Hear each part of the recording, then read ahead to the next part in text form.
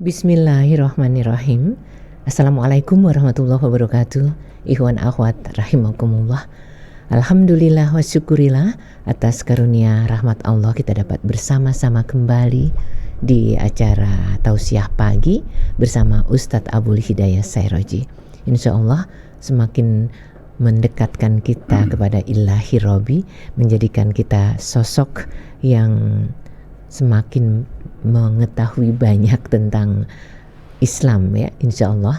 Tentu tidak lupa salam salawat kita lantunkan untuk junjungan umat kekasih kita Muhammad Rasulullah Sallallahu Alaihi Wasallam. Semoga kelak kita dipertemukan dengan beliau di saat-saat yang sangat kita rindukan di yaumil akhir.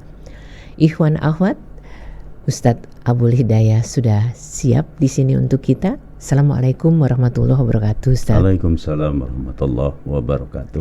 Di bulan Ramadan, saat kita semakin ingin dekat dengan Allah, menjalankan sesuai dengan yang diperintahkannya, bahasan hari ini kira-kira apa nih? Iya, termasuk hal yang urgen adalah puasa, muraqabah, dan isariyah. Puasa, muraqabah, dan isariyah. Tiga hal ini yang pertama kita lakukan. Nah, yang kedua, ketiga seperti apa? Mari kita simak dengan telinga jiwa kita. Silakan Ustaz. Bismillahirrahmanirrahim. Assalamualaikum warahmatullahi wabarakatuh. Alhamdulillahilladzi farada alaina siyam haqqa hamdi. Wassalatu wassalamu ala nabiyyina Muhammadin alladzi sanalana al-qiyam nabihi wa abdi wa ala alihi wa ashabihi wa jundi wa man tabi'ahum bi ihsanin ila yaumiddin yauma yajzillahu ala a'mali ibadi amma ba'du. Qala Allah ta'ala fil Qur'anil Karim, a'udzu billahi minasy syaithanir rajim, ya ayyuhalladzina amanu kutiba alaikumus syiyamu kama kutiba alal ladzina min qablikum la'allakum tattaqun. Shadaqallahul adzim. Ma'asyiral muslimin ayyuhal ikhwah rahimakumullah. Saudara-saudaraku pendengar setia radio dan TV Rasil dimanapun Anda berada, teriring doa kami semoga antum semua dalam keadaan sehat walafiat, diberkahi dalam hidupnya, diberikan solusi dari problem dan masalah, disehatkan bagi yang sakit, dan dimantapkan iman Islamnya. Amin. Allahumma amin. Puasa sudah sangat familiar bagi kita, karena setiap tahun kita mesti berpuasa. Malam taraweh, tadarus Quran, makan sahur, terdengar nyaring suara sahur itu dulu. Sekarang sudah enggak pakai itu lagi karena sudah masing-masing punya alat ya, alarm. Kemudian nanti akan berakhir dengan hari raya, sibuk pergi ke mall, milih baju baru, sepatu baru, dan seterusnya. Belum lagi mikir mudik. Ini tradisi yang sudah puluhan tahun, bahkan ratusan tahun kita laksanakan. Masalahnya adalah selain satu kewajiban kita sebagai hamba yang diperintahkan oleh Allah SWT dengan puasa, bahkan menjadi rukun daripada rukun Islam. Tidak puasa berarti tidak memenuhi rukun daripada rukun Islam itu, maka batalah keislaman kita. Tapi sebenarnya apa di antara urgensi, fadilah, keutamaan bagi kita itu apa sebenarnya puasa itu?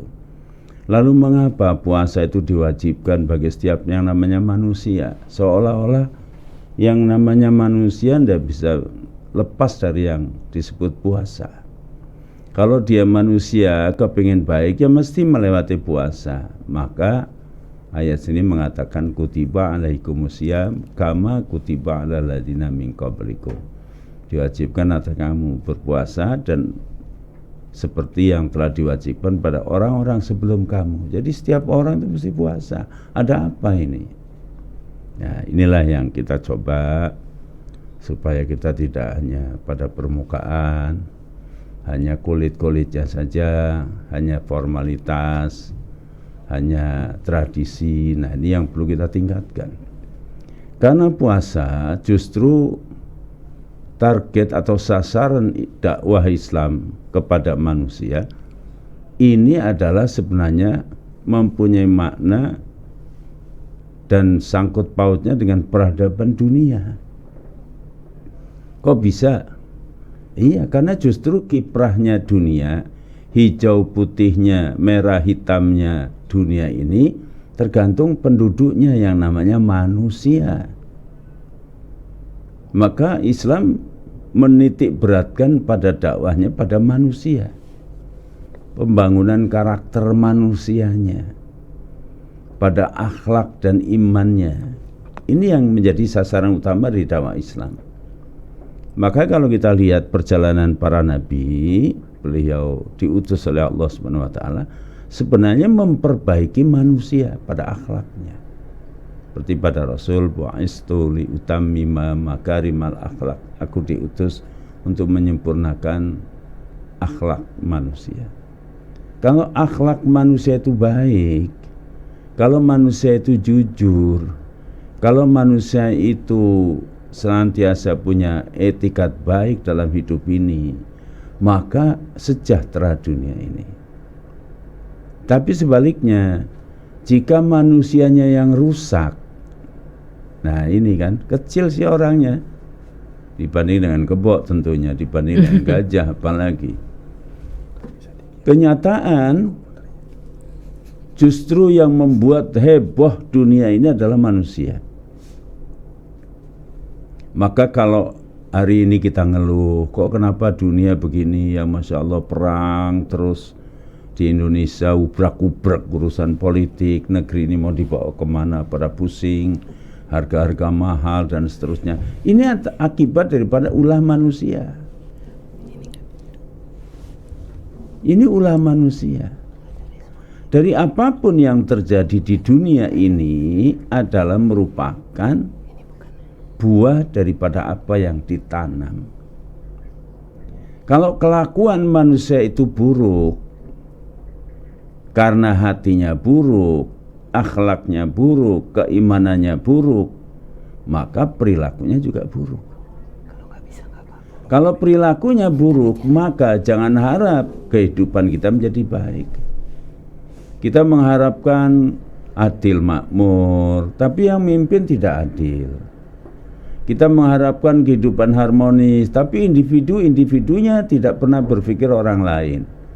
Tidak ada care dan peduli, yang ada egoisme.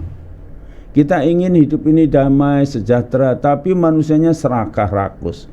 Tidak akan terjadi itu bisa menjadi apa yang menjadi cita-cita hidup ini. Jadi kalau dikalkulasi sebenarnya perjalanan peradaban manusia ini, manusia telah gagal menjadi khalifatullah di muka bumi. Karena isinya terjadinya peperangan, pembunuhan, saling menindas. Ilmunya digunakan untuk menjadi penopang keserakahannya. Astagfirullah. Maka kalau hari ini kita di Indonesia saja ubiek urusan politik, bingung, rakyatnya dibuatnya sana sini rebutan kekuasaan dengan keserakahan dan bahkan menggunakan segala cara.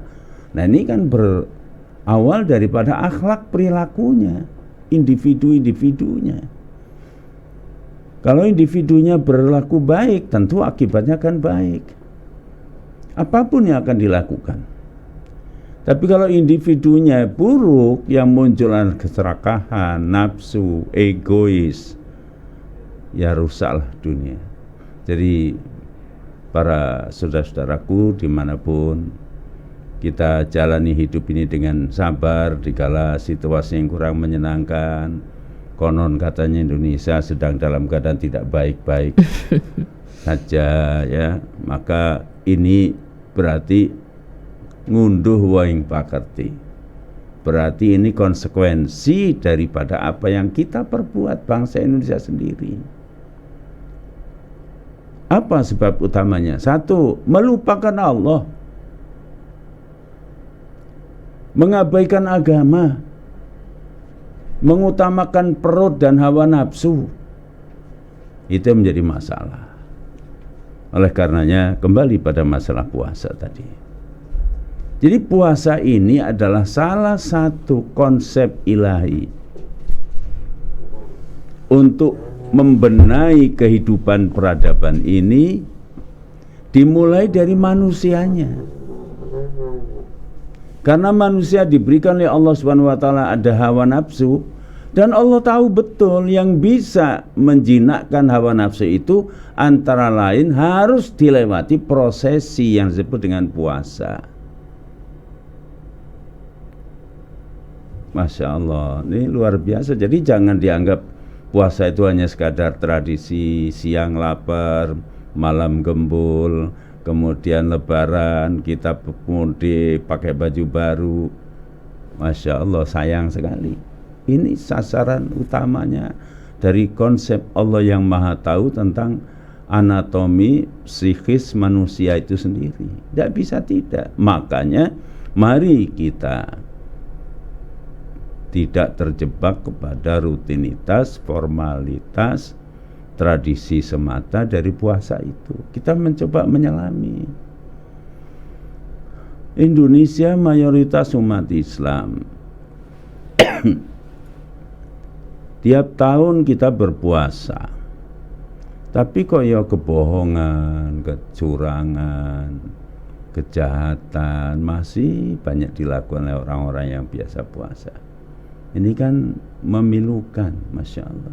Berarti ada sesuatu yang nggak pas, atau ada sesuatu yang salah, yaitu tidak mencari inti daripada puasa yang benar. Jadi hanya terjebak kepada menggeser jadwal makan dari siang menjadi malam. Tidak mengekang hawa nafsu, tapi mengumbar hawa nafsu. Karena kalau siang dilaporkan, malamnya rakusnya, nauzubillah. Itu kalau saya lihat jalan sore, Masya Allah, orang ngabuburit sepanjang jalan itu. Aduh, orang menjajakan berbagai makanan. Penuh gerobak-gerobak itu makanan, minuman, segala macam. Nanti kalau saya pulang taraweh, jalan itu sudah sepi, sudah. Itu habis makanannya, Masya Allah. Sing mangan sopo? Nah, orang wong puasa kan? Berarti ini mungkin bukan tidak boleh, silahkan. Cuma ya jangan berlebihan. Jadi mesti kita kembali pada kriteria puasa yang benar. Para ulama syara memberikan satu definisi. Puasa itu apa? Al-imsaku anil akli wasyurbi wa ghassayanin nisa minal fajri ilal maghrib. Ihtisaban lillah wa idada li nafsi wa tahyiyatallaha li taqwallah bil muraqabah wa tarbiyatil iradah. Yang artinya puasa itu adalah atau menahan diri dari makan dan minum dan menggauli istri dari fajar waktunya sampai terbenam matahari. Itu dilakukan atas dasar lillahi ta'ala, mengharap ridha Allah, mengharap diampuni dosanya, mengharap perbaikan pada dirinya, mengharap kasih sayang Allah yang dia lakukan karena Allah, bukan karena yang lain. Wa idada li nafsi wa tahyiyatallaha li taqwallah bil muraqabah, dan mempersiapkan diri, menggemblengkan dirinya dengan puasa itu, atau puasa jadi gemblengan diri, mendidik diri, mempersiapkan diri menjadi manusia yang bertakwa kepada Allah.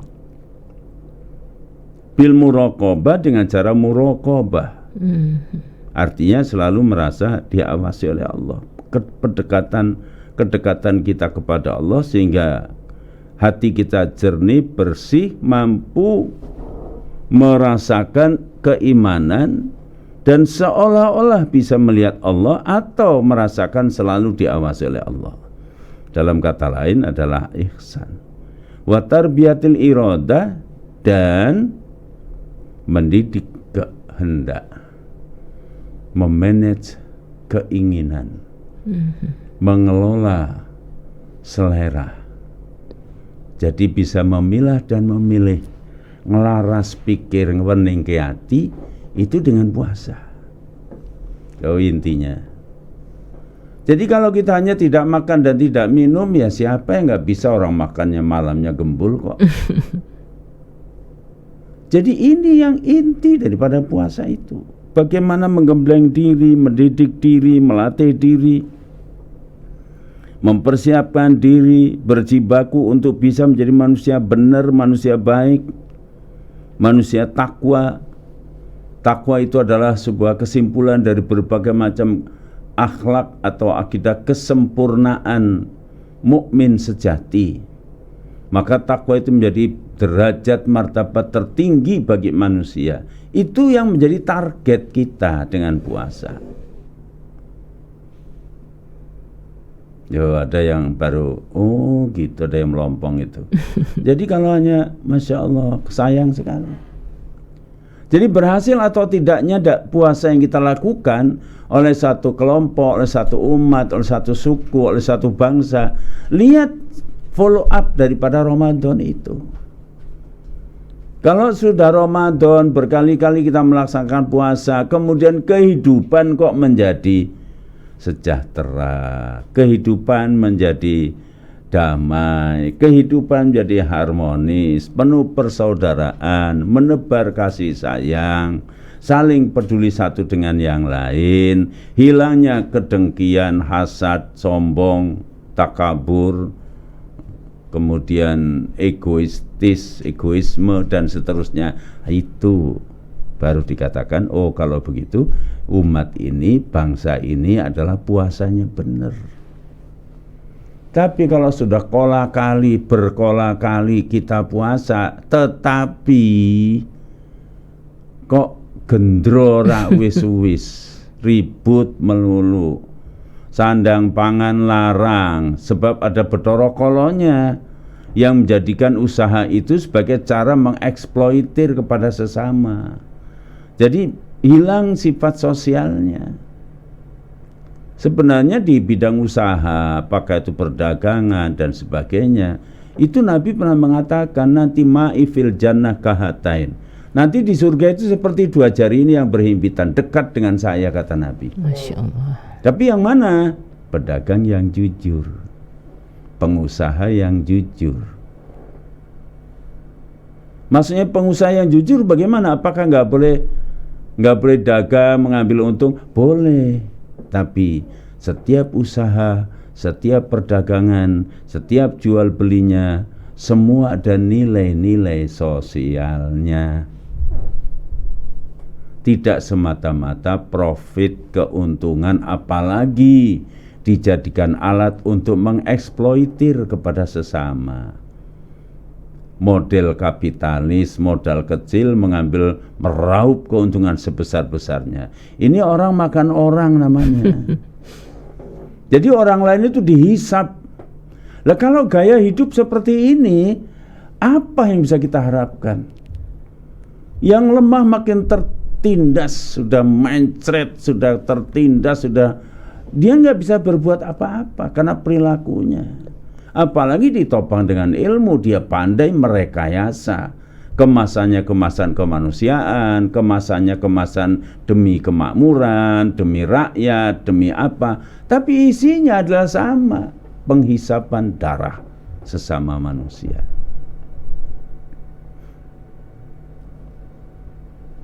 Sebenarnya usaha dagang, kalau memang manusianya, jiwanya baik, ada care, ada toleransi, ada kepedulian, apalagi kasih sayang, Masya Allah, itu luar biasa.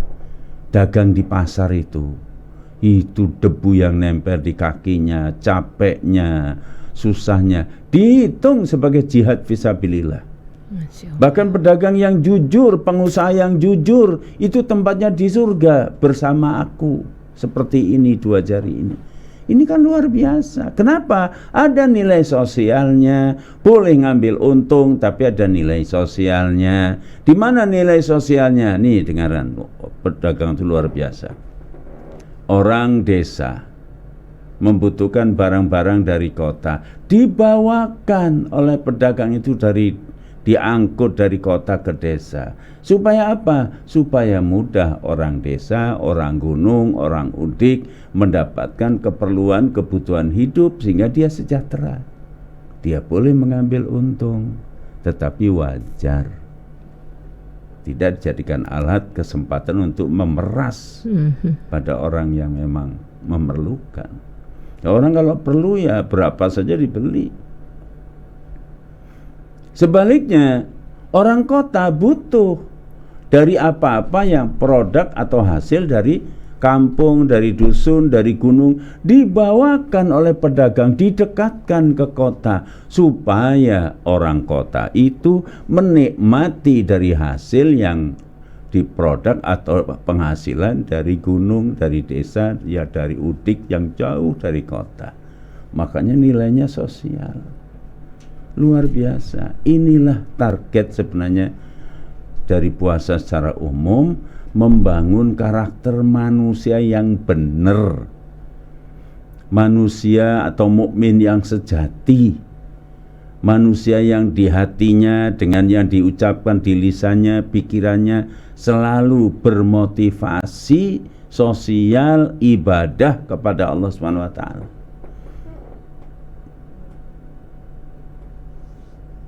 Jadi Allahu Akbar, ini sayang sekali. Saya hari ini kadang-kadang menerima keluhan orang banyak, mendengar ini, mendengar itu, apalagi baca YouTube. Ya semrawut dunia ini.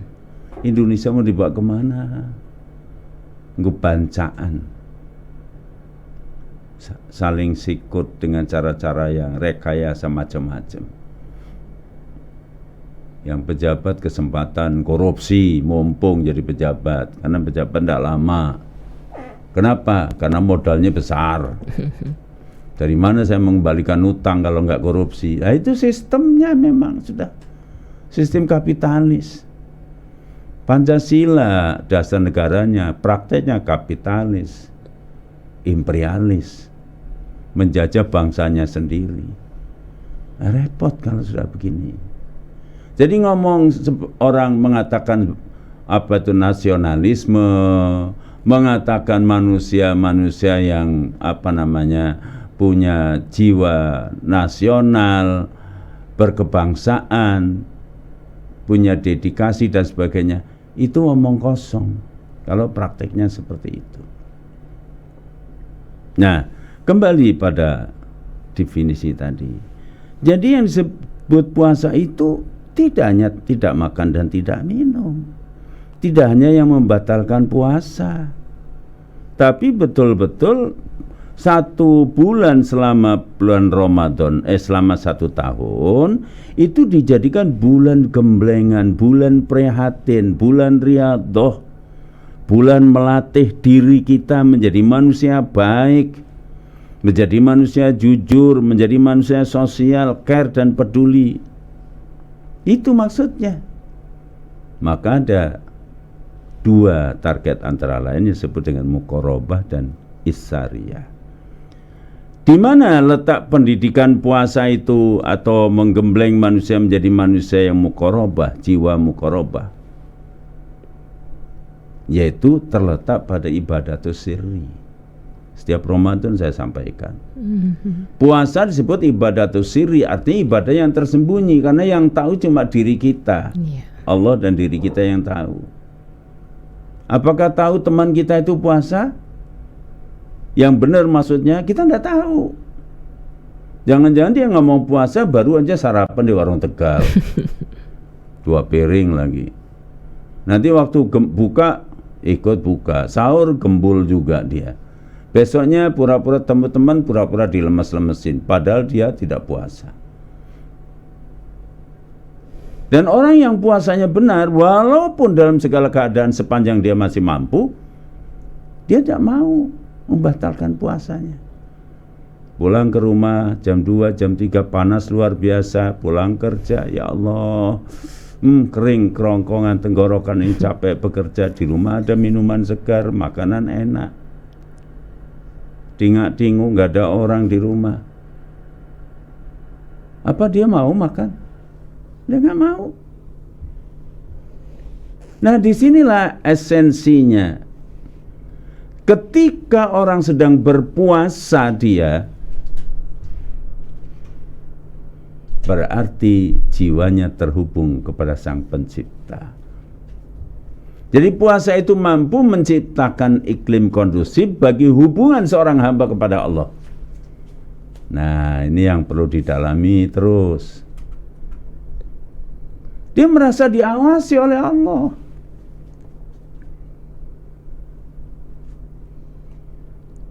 Dia seolah-olah bisa melihat Allah. Allah melihat saya.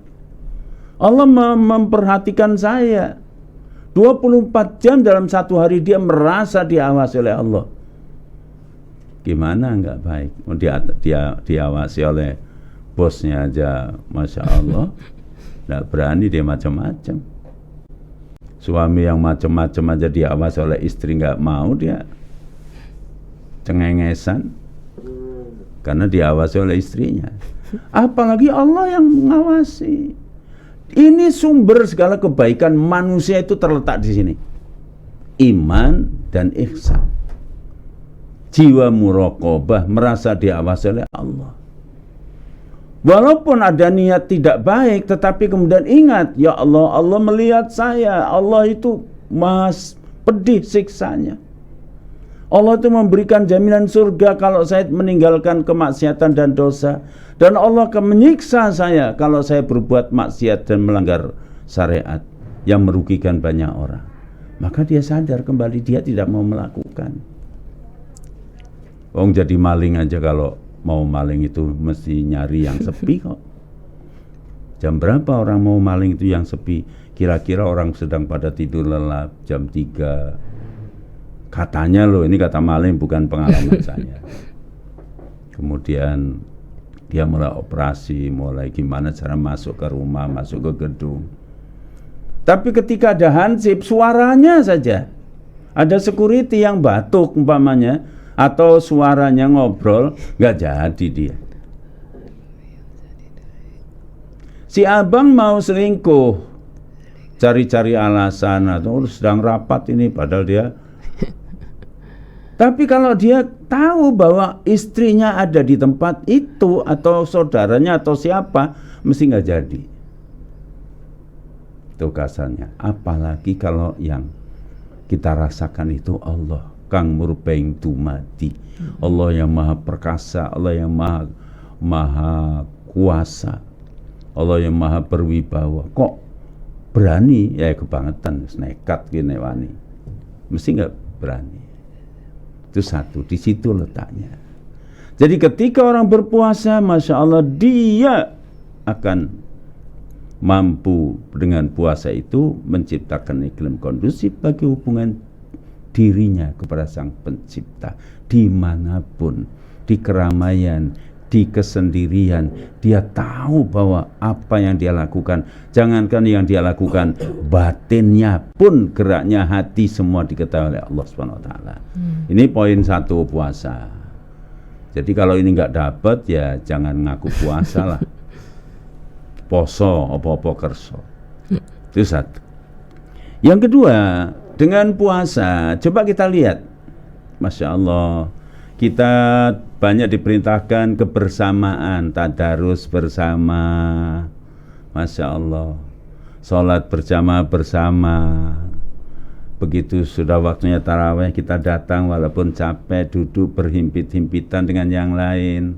Apakah pejabat, apakah rakyat, kolong merat atau yang melarat, semua sama duduk, semua rapi, semua akur, guyup, Masya Allah.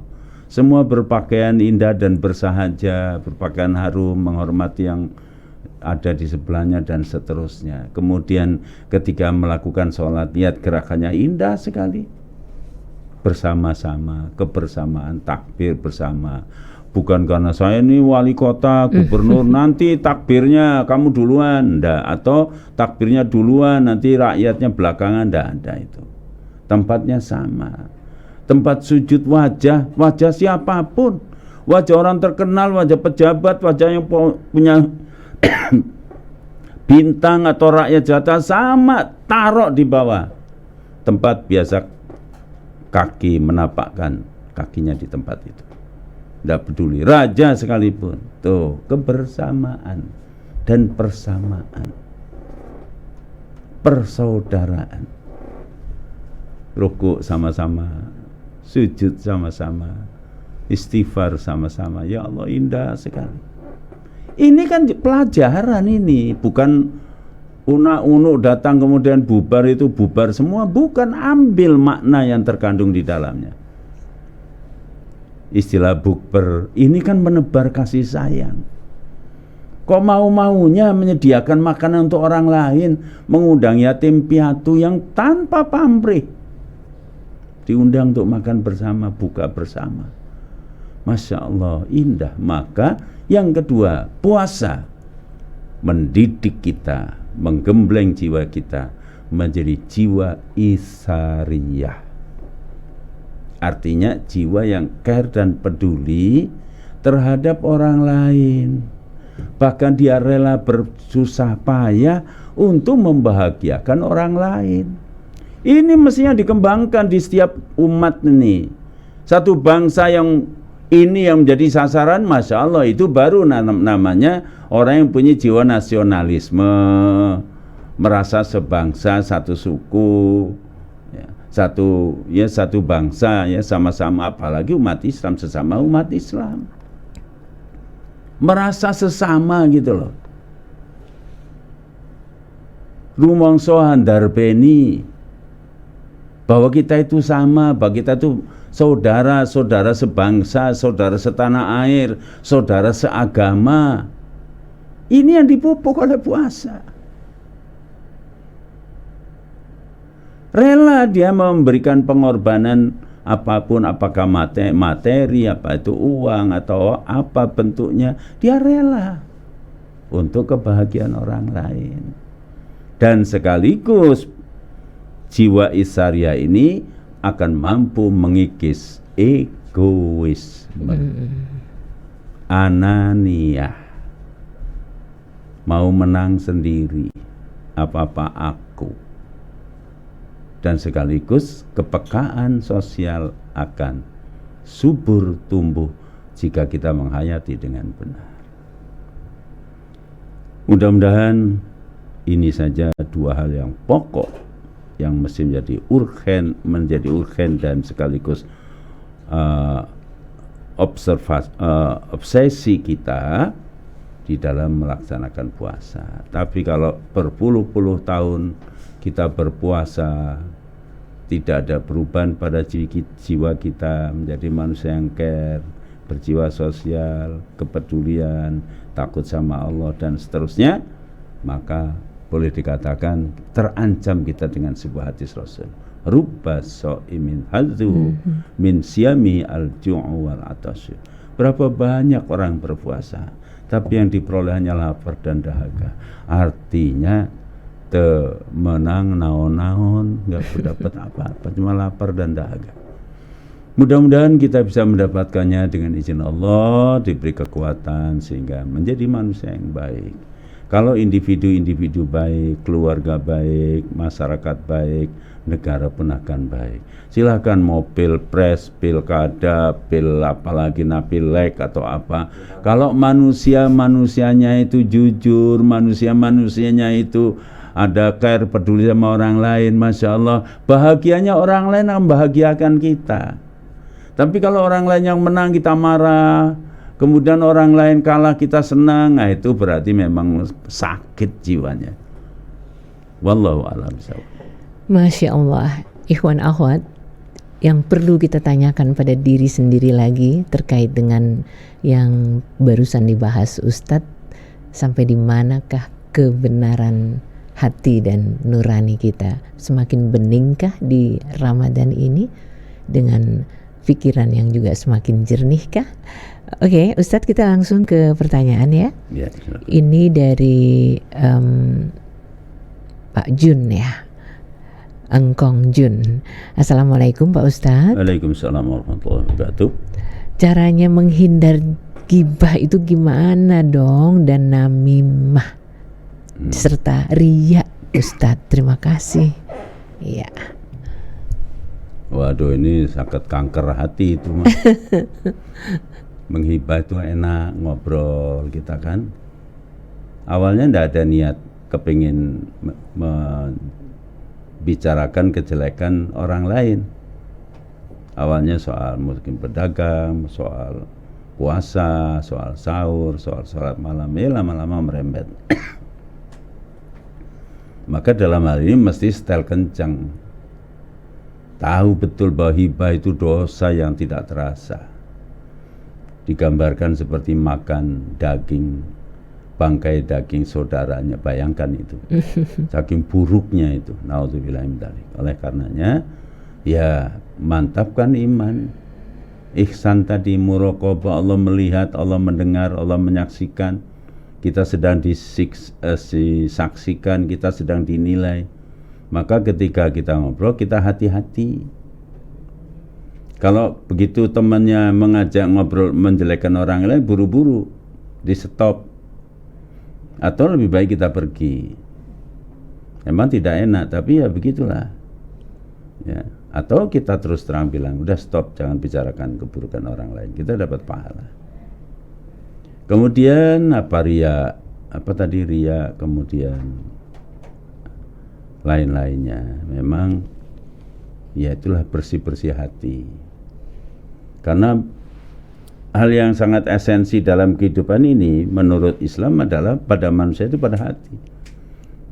Allah melihat manusia bukan fisiknya, maka Allah jadikan manusia itu fisiknya macam-macam. Karena itu bukan standar penilaian. Ada yang gagah, gede, dhuwur, pinter, ganteng, ada yang jelek, pendek, rebek, ada yang cantik, jelita, ada yang masya Allah, dan seterusnya. Itu bukan ukuran, itu casing aja. Ada yang kaya, kenapa ada yang miskin? Karena kaya dan miskin bukan ukuran kemuliaan atau kehinaan. Allah menilai manusia itu pada hatinya. Innallaha la yanzuru ila ajsamikum wala ila suwarikum walakin yanzuru ila qulubikum wa a'malikum.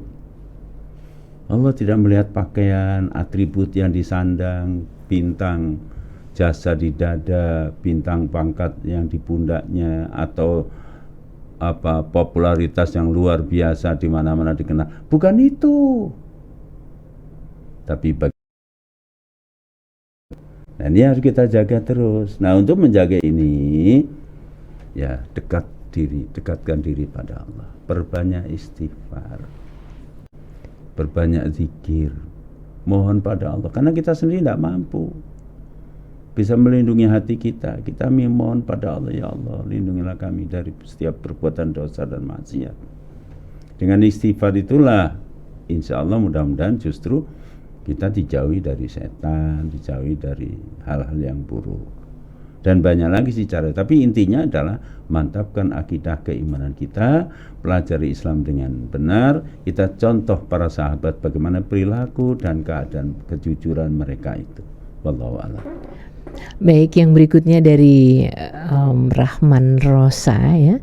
Assalamualaikum Ustadz. Waalaikumsalam warahmatullahi wabarakatuh. Fenomena yang terjadi dari ulah para pemimpin yang berkonspirasi negatif, apakah itu jadi bukti bahwa Allah telah mengunci hati pendengaran dan penglihatan mereka di suasana seperti sekarang ini? Ya, saya tidak mengatakan siapa-siapa. Tapi ketika manusia sudah mulai mengabaikan, sudah mulai menutup diri, apalagi menolak terhadap panggilan Allah, itu berarti menjadikan hatinya itu tertutup. Kalau hati manusia sudah mulai tertutup, yang ada pada pikirannya adalah tuntutan syahwat semata. Hidup itu uang, hidup itu senang, hidup itu puas, hidup itu aja tiap 24 jam yang menjadikan dinamika kehidupan seperti itu. Karena dia sudah lupa Allah. Nah, kalau orang sudah seperti ini diingatkan juga tidak mau, kemudian orientasi hidupnya 99% hanya masalah apa yang jadi tuntutan syahwat seperti itu, lama-lama hatinya tertutup. Rona, balrona, artinya hatinya menjadi ada selaput yang menutupi. Hatinya menutupi kebenaran, tidak masuk ke dalam hatinya. Nah, kalau itu makin janggal dan berani menantang Allah, mangkok itu tertutup, tidak bisa menampung apa yang dicurahkan kepadanya, maka disebutnya kafaro. Orangnya namanya kafir. Orang yang menentang pada Allah itu namanya kafir, baik terang-terangan maupun yang tersembunyi. Ini kalau sudah begitu, maka dia nasihat ataupun tidak dinasihat tetap aja ngelonjom aja, jalan terus sesuai dengan selera. Dan lebih buruk lagi, amalan baik menjadi buruk dia rasakan, dan amalan buruk menjadi baik yang dia rasakan, asal menguntungkan. Nah, ini bahayanya. Itulah perlunya agama. Maka Masya Allah, luar biasa, berkali-kali saya sampaikan, jangan dianggap agama itu menjadi beban saja, tapi justru agama itu untuk kita. Kita menjadi manusia yang utuh, yang dimuliakan oleh Allah, yang akan membawa pada kesejahteraan hidup dunia akhirat. Itulah agama yang harus kita praktekkan. Wallahu a'lam. Baik Ustadz, ini pertanyaan dari hamba Allah, tidak ada namanya.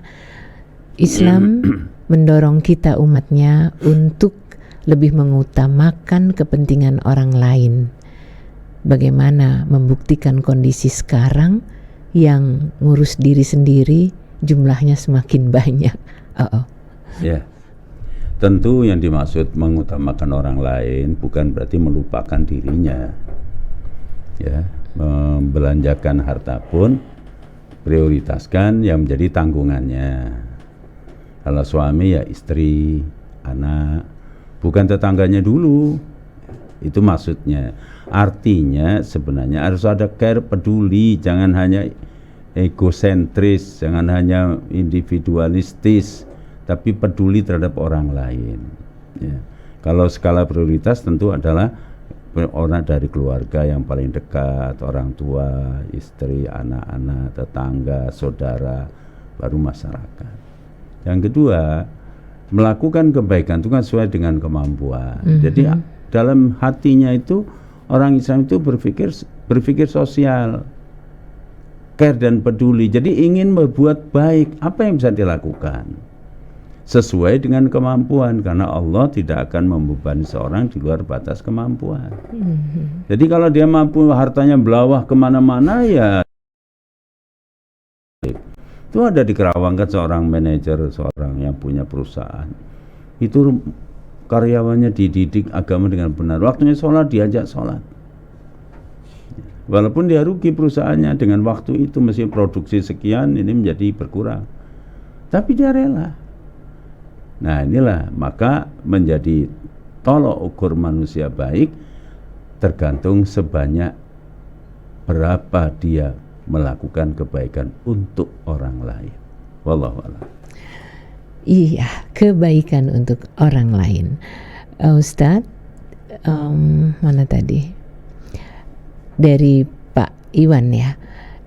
Benarkah ibadah sebaik apapun kalau nggak sedekah, utamanya infak penghasilan, katanya ibadahnya sia-sia? Betulkah Ustadz? Terima kasih. Ya tidak secara ekstrim seperti itu. Artinya begini, bahwa memang di dalam rangkaian ibadah itu satu dengan yang lain saling berkelindan. Kalau dia sholat ya zakat, kalau dia sholat ya dia infak. Itu sudah satu paket, jadi jangan dipisah-pisah. Sholat saja tapi pelit, ya itu ada konsekuensinya, ada risikonya. Karena Islam itu dua dimensi yang menjadi parameternya. Parameter vertikal, dimensi vertikal adalah bagaimana dia hubungannya pada Allah. Kemudian yang kedua menjadi parameter yang tidak bisa dilepas dari yang pertama adalah dimensi horizontal, sejauh di mana dia berbuat baik terhadap sesama. Nah, adapun mengeluarkan harta itu ada yang wajib, ada yang sunnah, ada yang anjuran dan seterusnya, tatawu. Itu tergantung. Kalau yang dia tidak lakukan walaupun sholat tapi dia pelit, tidak mau mengeluarkan zakat, nah itu sudah artinya dia sudah melampaui batas yang digariskan oleh Allah Subhanahu wa taala. Tapi kalau tidak memberi karena tatawu, ada orang perlu kita tidak memberi, ya itu karena padahal kita sudah zakat, sudah infak. Infaknya dimaksud di sini adalah lebih luas, yaitu untuk memikirkan hidupnya agama, menghidup-hidupkan agama dengan infak itu. Untuk dakwah, untuk masjid, untuk apa, itu menjadi pikiran, menjadi perhatian kita. Itu infak. Kalau kita tidak peduli untuk membiayai perjuangan hidup, menghidupkan Islam, dakwah Islam, berarti kita diragukan memang Islamnya benar nggak orang Islam, kok nggak peduli urusan Islam itu. Wallahu a'lam. Ya, nggak ansih tapi jelas perlu pertimbangan luar biasa sekali. Ustadz, ini dari 0811 sekian terkait dengan saya ingin sekali selalu bisa merasakan kehadiran Allah apalagi pada saat sholat. Tapi kenapa nggak bisa beneran ya, selalu saja dimasuki pikiran-pikiran padahal sudah memperpanjang sujud. Mohon petunjuknya Ustadz, terima kasih. Ya, ini memang kadar iman kan berbeda-beda. Jadi kalau ingin seperti itu ya perdalam iman, mantapkan imannya, ya, prioritaskan urusan iman.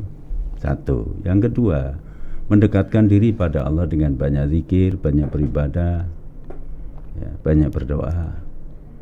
Yang ketiga, jauhkan diri dari hal yang diharamkan. Karena biasanya menjadikan kotornya hati, pikiran kita itu karena mungkin banyak hal-hal yang haram yang kita gunakan dalam hidup ini. Makan haram, minuman haram, rezeki haram, dibelikan pakaian-pakaiannya dari uang haram.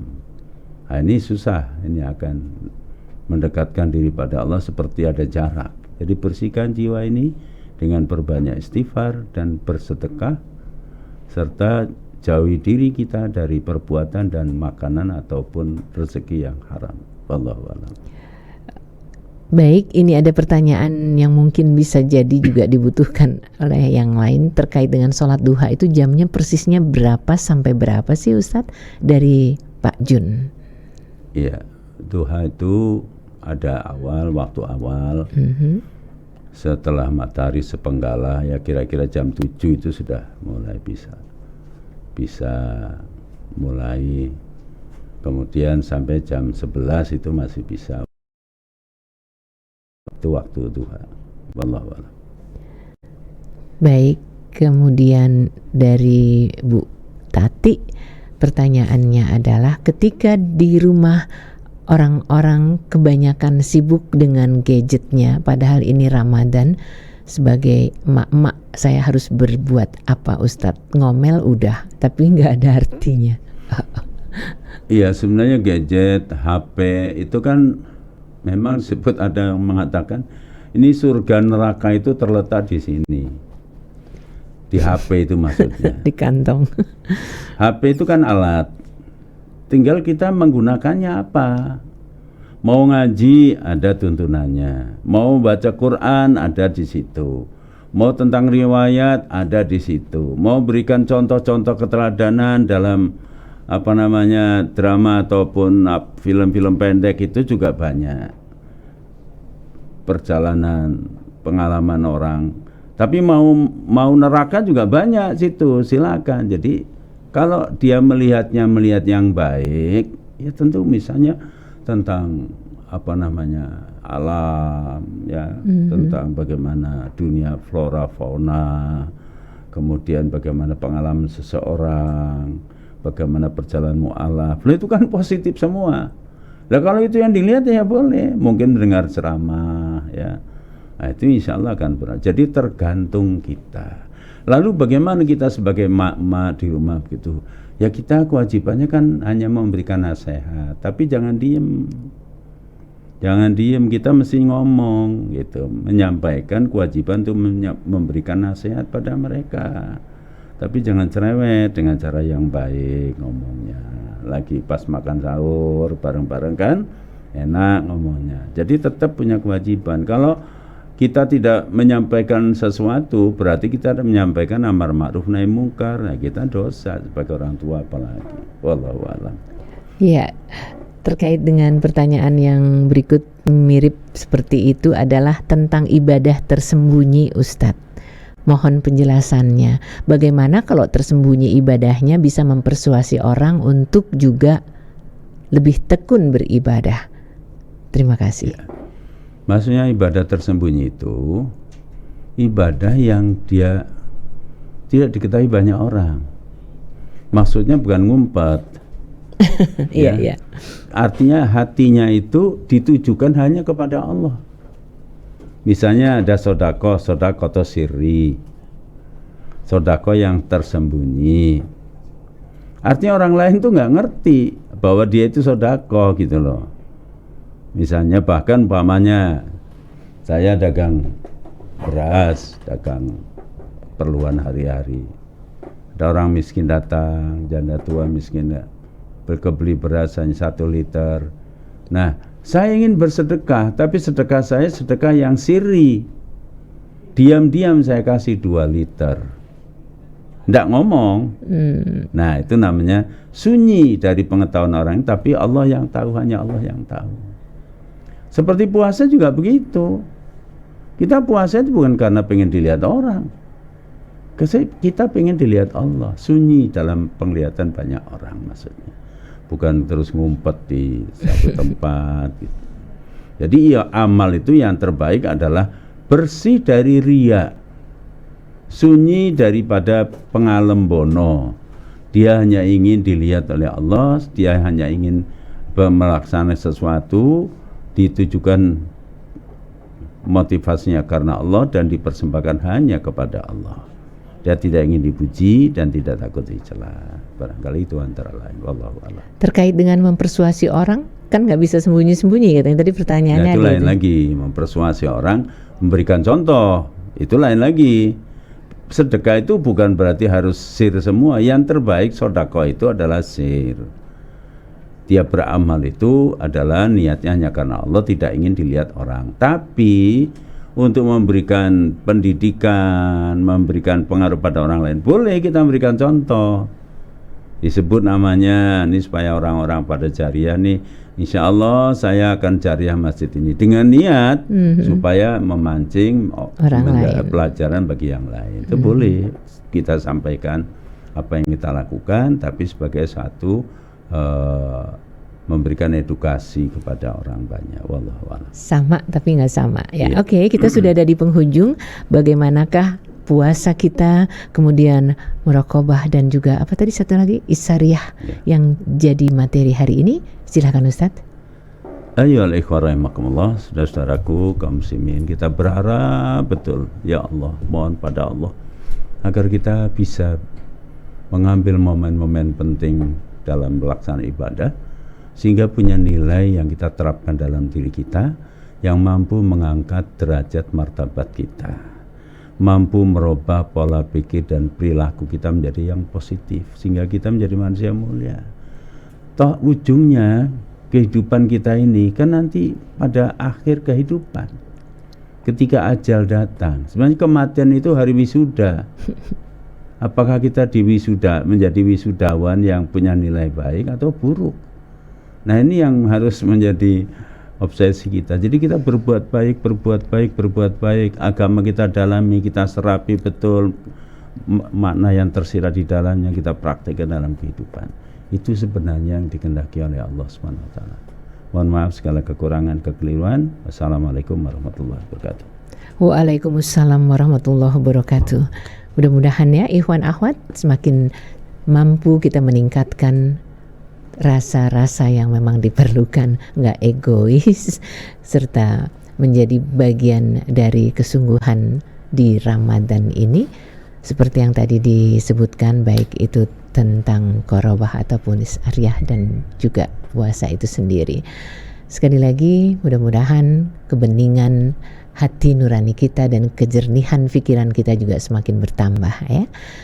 Subhanakallahumma wa bihamdika asyhadu an la ilaha illa anta astaghfiruka wa atubu ilaik. Billahi taufik wal hidayah. Wassalamualaikum warahmatullahi wabarakatuh.